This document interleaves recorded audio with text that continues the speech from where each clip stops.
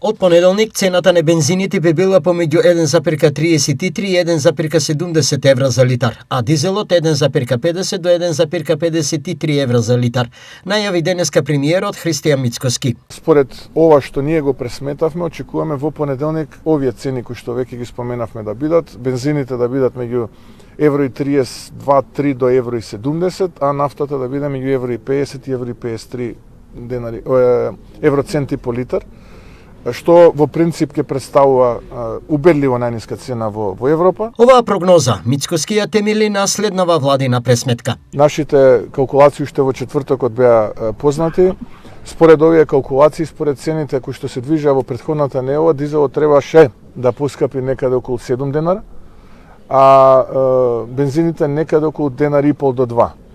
Со утрешната владина седница исполнети се условите да дизелот, односно акцизите ги намалиме за 4 денари по литар, а за бензините 2 денара по литар, така што дизелот ќе се коригира, предпоставувам, во понеделник за околу 3 денара, имајќи предвид дека полека, но сигурно истекува и оној попуст кој што го дава ОКТА, ќе ги обновиме разговорите со нив да видиме дали ќе го продолжат и понатаму, а попустот беше 3 денара за дизел.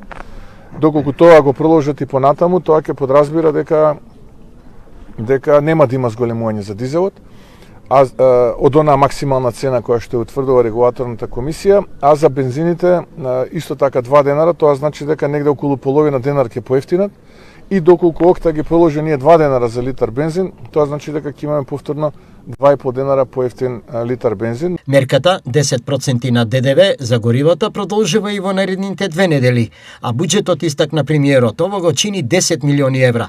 Дали има доволно пари во него за ова? Да, има.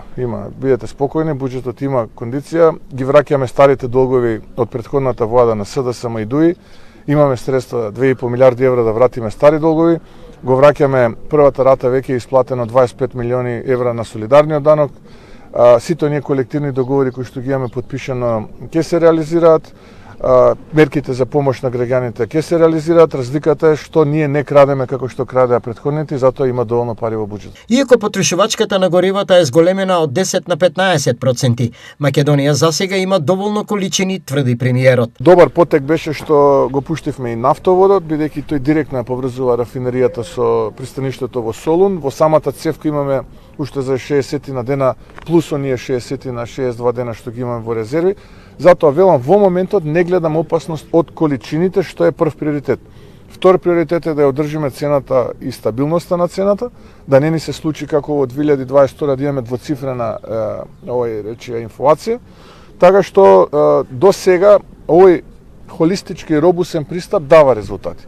А потоа ќе видиме како ќе се развива кризата, така и ќе се движиме. За инфлаторната стапка, премиерот Мицкоски очекува во март таа да се движи помеѓу 4 и 5%. Следејќи ја ситуацијата, анализите на Министерството за финансии велат дека е можна и мерка за намалување на ДДВ-то на основните прехранбени производи кои сега имаат 5% ДДВ и да се намали тоа на 0%. Но, подвлече Мицкоски, ова ќе зависи од текот на случувањата во заливот.